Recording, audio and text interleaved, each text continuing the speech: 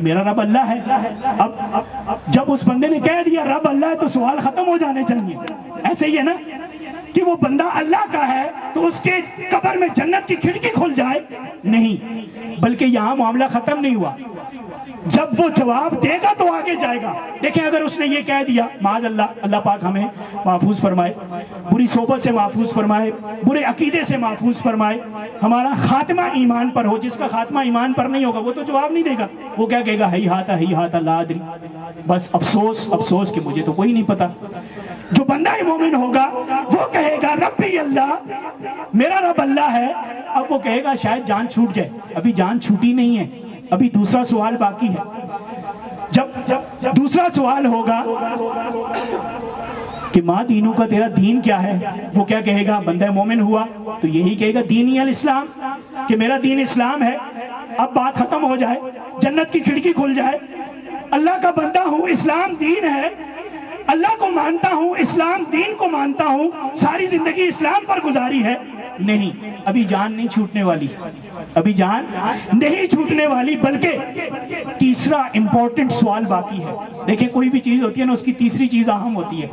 دنیا داری کے اصول کو بھی اگر دیکھیں تو جب تیسرا سوال اس سے ہوگا کہ ما کنت تقول فی حق ھذا الرجل، کہ اس شخص کے بارے میں دنیا میں کیا کہا کرتا تھا، وہ کون سی ذات گرامی ہوگی؟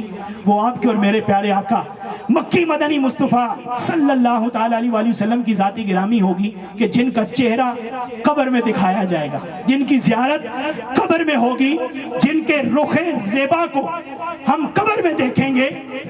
عاشق تو بول اٹھے نا کہ جب فرشتے قبر میں آئیں، جب فرشتے قبر میں آئیں تو میں ان سے یوں کہوں اب تو پائے ناز سے میں سر، اب تو پائے ناز سے اے فرشتوں کیوں اٹھوں، مر کے پہنچا ہوں اس دل ربا کے واسطے. امام شافعی رحمت اللہ تعالی علیہ کے بارے میں منقول ہے، نہیں، حضرت محدث اعظم رحمت اللہ تعالی علیہ کے بارے میں نے پڑھا تھا. آپ رحمت اللہ تعالی علیہ کی ایک عادت کریمہ ہوا کرتی تھی. آپ کے شاگرد، جو آپ کے عزیز شاگرد تھے، وہ آپ کی خدمت میں ایک دفعہ حاضر ہوئے. آپ رحمت اللہ تعالی علیہ یہ حدیث مبارکہ پڑھ رہے تھے جو میں نے آپ کے سامنے پڑھی، تو آپ رونے لگ گئے، آپ زار و قطار رونے لگے. شاگرد نے پوچھا کہ استاد صاحب آپ رو رہے ہیں، حضور تو کرم فرمائیں گے نا قبر میں، ان کا جو ہے وہ دیدار کرایا جائے گا، حضور جلوہ دکھائیں گے، ہم تو سنی عاشق رسول ہیں، ان کو ماننے والے ہیں. تو حضور محدث اعظم رحمت اللہ تعالی علیہ فرمانے لگے، یہ کوئی پرانے محدث نہیں ہے، یہ ابھی کے ہیں، چند سال پہلے ان کا جو ہے وہ انتقال ہوا، فیصل آباد کے اندر جو ہے ان کا مزار شریف موجود ہے. محدث اعظم پاکستان فرمانے لگے کہ میں رو اس وجہ سے رہا ہوں کہ یا اللہ مجھے وہ وقت جلدی دکھا دے کہ جس وقت حضور کا دیدار ہو جائے، کیونکہ دنیا میں دیدار ہونے کی تمنا اور التجا کرتے ہیں، مرنے کے بعد انڈرسٹوڈ ہے کہ حضور قبر میں آئیں گے.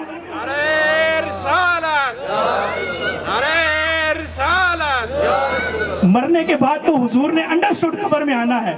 تو پھر کیوں نہ ہم بھی کہیں کہ جب فرشتے پائے ناز سے مجھے اٹھائیں تو میں ان سے کہوں کہ اب کیوں اٹھوں، مر کے پہنچا ہوں اسی دل ربا کے واسطے. اب یہ جو تیسرا کوسچن ہے، ما کنت تقول فی حق ھذا الرجل، کہ اس شخص کے بارے میں دنیا میں کیا کہا کرتا تھا. اگر حضور کا میلاد منانے والا ہوگا، حضور کی محبت میں اپنے سینے کو عشق مصطفیٰ سے اجاگر کرنے والا ہوگا، حضور کی محبت سے اپنے چہرے کو، اپنے ظاہری حلیے کو سجانے والا ہوگا، حضور کی محبت سینے میں بسی ہوئی ہوگی، حضور کا میلاد منانے والا ہوگا، حضور کی ولادت کی خوشی میں جھنڈیاں لگانے والا ہوگا، وہ تو دیکھ کر کہے گا یا رسول اللہ آپ کی آمد کا تو میں چرچا کرتا رہا ہوں، یا رسول اللہ آپ کی ولادت کی تو میں خوشی کرتا رہا ہوں، آپ پر تو درود پاک پڑھتا رہا ہوں، آپ کی بارگاہ میں مدینہ طیبہ میں جانے کے لیے میری روح تڑپتی رہی ہے، میرے سینے میں عشق مصطفیٰ ساری زندگی بسا رہا ہے، یا رسول اللہ میں آپ کے دیداری کے لیے تو آیا ہوں. جب حضور صلی اللہ تعالیٰ علیہ وآلہ وسلم سے ایسی محبت ہوگی نا دنیا میں، تو وہاں بے اختیار زبان سے یہ نکل جائے گا جو میں نے کہا کہ جب فرشتے پائے ناز سے اٹھائیں گے تو میں ان سے یہ کہہ دوں گا اب میں فرشتوں پائے ناز سے کیوں سر اٹھاؤں، مر کے پہنچاؤں یہاں اس دل ربا کے واسطے. لیکن اگر آج دنیا میں فیشن کو ہم نے اپنا معیار سمجھا، غیر مسلموں کی قوتوں کو دیکھ کر اگر ہم نے ان کے طرز عمل کو اختیار کر لیا، حضور کی سنتوں سے دور ہو گئے، حضور کی محبت سے دور ہو گئے۔ چند ایسے لوگ کہ جنہیں قرآن اور حدیث کی معلومات بھی نہیں، لیکن ہمارے سامنے اگر وہ ایسی باتیں کر کے ہمارے دل کو حضور کی محبت سے دور کر دیتے ہیں تو ہمارا کیا بنے گا؟ پیارے آقا صلی اللہ تعالیٰ علیہ وآلہ وسلم میدان محشر میں بھی حضور صلی اللہ تعالیٰ علیہ وآلہ وسلم کو اللہ پاک وہ مقام اور وہ مرتبہ عطا فرمائے گا کہ اہل محشر، جب اہل محشر سورج 1.25 میل کے فاصلے پر آگ برسا رہا ہوگا، اہل محشر اپنے پسینے میں ڈوبے ہوئے ہوں گے، ہر ایک کو بس اپنی ہوگی کہ کس وقت جو ہے وہ میرا حساب ہوگا، کس وقت میں اٹھوں گا، کس وقت جو ہے وہ میرا حساب کتاب مکمل ہوگا، کس وقت میرے لیے فیصلہ ہوگا، وہ فیصلے کا انتظار کر رہے ہوں گے۔ اعلیٰ حضرت امام احمد رضا خان علیہ رحمت الرحمن نے کہا زمین و زمان تمہارے لیے، زمین و زمان تمہارے لیے، مکین و مکان تمہارے لیے، بنے دو جہاں تمہارے لیے، ہم آئے یہاں تمہارے۔ آج ہم کس کے لیے آئے ہیں؟ حضور کے لیے آئے ہیں نا۔ اٹھے بھی وہاں، کہاں؟ محشر میں، اٹھے بھی وہاں تمہارے لیے، یہاں بھی آپ کے لیے ہیں، وہاں بھی آپ کے لیے ہیں۔ اب یہ جو اعلیٰ حضرت نے بات کی نا، اٹھے بھی وہاں آپ کے لیے، یہ بڑی پیاری بات کی۔ کیوں کہ پیارے آقا صلی اللہ تعالیٰ علیہ وآلہ وسلم محشر کے میدان میں شفاعت فرمائیں گے۔ حضور صلی اللہ تعالیٰ علیہ وآلہ وسلم کے پاس امتی آخر میں آئیں گے، پہلے دیگر انبیاء کے پاس جائیں گے، اور دیگر انبیاء کیا کہیں گے؟ اذهبوا الى غیری۔ یہ صحیح احادیث کے اندر روایات موجود ہیں۔ جب انبیاء کے دروازے پر جائیں گے، موسیٰ کلیم اللہ علیہ نبینا علیہ السلام، کیونکہ اس وقت تو اللہ پاک ہماری عقلوں کو سلامت فرما دے گا، ہم انبیاء کو پہچان لیں گے، وہ محشر کا میدان ہوگا۔ تو موسیٰ علیہ السلام کے دربار میں جا کر کہیں گے آپ تو اللہ پاک سے کلام کرنے والے ہیں، آپ تو کلیم اللہ ہیں۔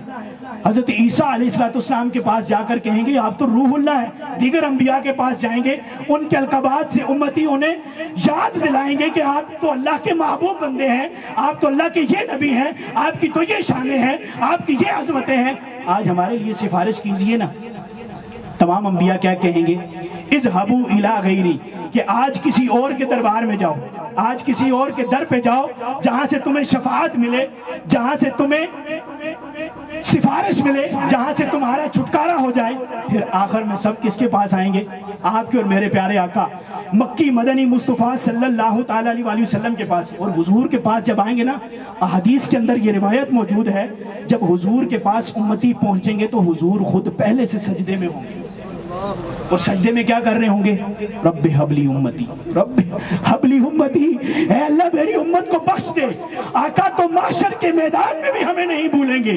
وہ جو نہ بھولا ہم غریبوں کو رضا، وہ جو نہ بھولا ہم غریبوں کو رضا، یاد اس کی اپنی عادت کیجئے۔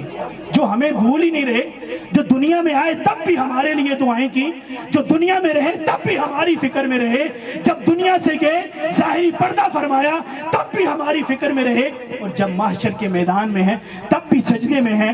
اعلیٰ حضرت کہتے ہیں خلیل و نجی مسیح و صفی، سبھی سے کہیں بھی نہ بنی، سبھی سے کہا نا، کہیں بھی نہیں بنی، یہ بے خبری کے خلق پھری کہاں سے کہاں تمہارے لیے۔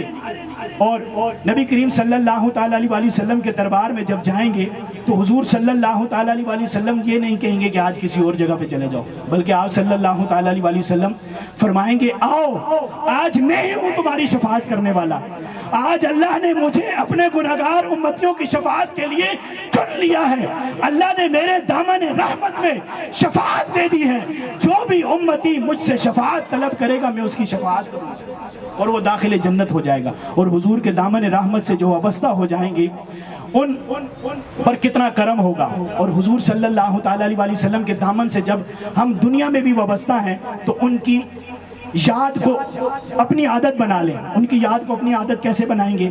آج یہ بڑی رات ہے، ہم نیت کر کے اٹھیں کہ انشاءاللہ حضور پر کثرت کے ساتھ درود پاک پڑھیں گے انشاءاللہ۔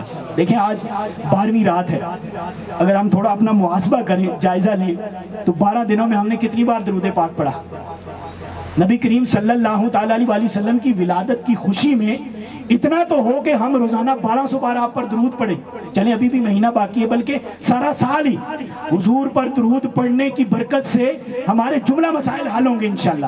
تو نیت کریں کہ انشاءاللہ آقا صلی اللہ تعالیٰ علیہ وسلم پر کثرت کے ساتھ درود پاک پڑھیں گے۔ ہم بہت سارے حقوق کی بات کرتے ہیں، اس کے حقوق اس کے حقوق، تو کیا نبی کی امتی پر حقوق کوئی نہیں ہے کہ نبی کے حقوق کو امتی پورا کرے؟ کس انداز سے کہ بہت سارے حقوق علماء نے بیان فرمائے ہیں، جس میں سے مشہور حقوق جو میں آپ کے سامنے ذکر کرتا ہوں، ایک حق امتی کا یہ ہے کہ وہ حضور صلی اللہ تعالیٰ علیہ وسلم پر کثرت کے ساتھ درود پاک پڑھنا امتی کا حق ہے، اور امتی پر یہ بھی حق ہے کہ وہ جیتے جی ضرور مدینے کی زیارت کریں۔ ہماری پلاننگ بہت ساری ہوتی ہے، منصوبے بہت سارے ہوتے ہیں، مستقبل کی فیوچر پلاننگ ہماری چل رہی ہوتی ہے، لیکن کہیں فیوچر کی پلاننگ میں، کہیں ہمارے گولز میں، کہیں ہمارے اہداف میں یہ بھی ہدف ہے کہ مدینہ شریف جائیں گے انشاءاللہ۔ دیکھیں، سوچنے پر نہیں ہوگا، صرف سوچ لیا جائیں گے، کیوں نہیں جائیں گے، کون نہیں ادھر جانا چاہتا۔ ایک تو یہ ہے، ایک یہ ہے کہ جائیں گے تو اس کے لیے اسباب بھی کر رہے ہیں، ہم بہت ساری چیزوں کے لیے اپنی انویسٹمنٹ کر رہے ہوتے ہیں، تو ذہن نصیب کہ تھوڑا تھوڑا پیسہ بچا کر مدینے کے لیے بھی رکھتے جائیں، موقع ملے تو انشاءاللہ بلاوا جب آئے گا، اسباب نہ بھی ہوئے تو چلے جائیں گے انشاءاللہ۔ لیکن ہیلا کرنے کا کیا ہے؟ ہیلا کر لیں اپنی طرف سے، ہم جمع تو کریں، انشاءاللہ بلاوا بھی آ جائے گا اللہ کی رحمت سے۔ اللہ پاک مجھے بھی اور آپ کو بھی حاضری مدینہ کی بار بار با ادب حاضری کی توفیق نصیب فرمائے۔ دعوت اسلامی کے مشکبار مدنی ماحول میں الحمدللہ عز و جل ہمیں یہ موقع میسر آیا کہ آج کی مبارک رات ہم یہاں بار کلب میں جمع ہیں اور حضور صلی اللہ تعالیٰ علیہ وسلم کی ولادت کی خوشی میں جشن منا رہے ہیں، اور یہ جشن منانا گویا کہ ہماری کٹی میں شامل ہے اور ہم نے منانا ہے انشاءاللہ۔ اعلیٰ حضرت نے بڑی پیاری بات کی جو میں کر گیا کہ جو نہ بھولا ہم غریبوں کو رضا، یاد اس کی اپنی عادت کیجیے، اس کو ان کو یاد کرتے رہیں تو سارے مسائل حل ہو جائیں گے انشاءاللہ۔ ان کے در پہ جیسے ہو مٹ جائیے، ناتوانو کچھ تو ہمت کیجیے، ان کے در پہ مٹ جائیں، ہم ہمت کریں، ان کے در پہ مٹ جائیں، سارے مسئلے حل ہو جائیں گے۔ اب تو آقا منہ دکھانے کا نہیں، کس طرح رفع ندامت کیجئے، آپ ہم سے بڑھ کر ہم پر مہربان، ہم کریں جرم آپ رحمت کیجئے۔ جب حضور صلی اللہ تعالیٰ علیہ وسلم نے رحمت فرمانی ہے، حضور صلی اللہ تعالیٰ علیہ وسلم نے ہم پر کرم فرمانا ہے، تو ہم حضور کے کرم کے بدلے میں کیا ان کی مبارک سنتوں کو نہ اپنائیں گے انشاءاللہ۔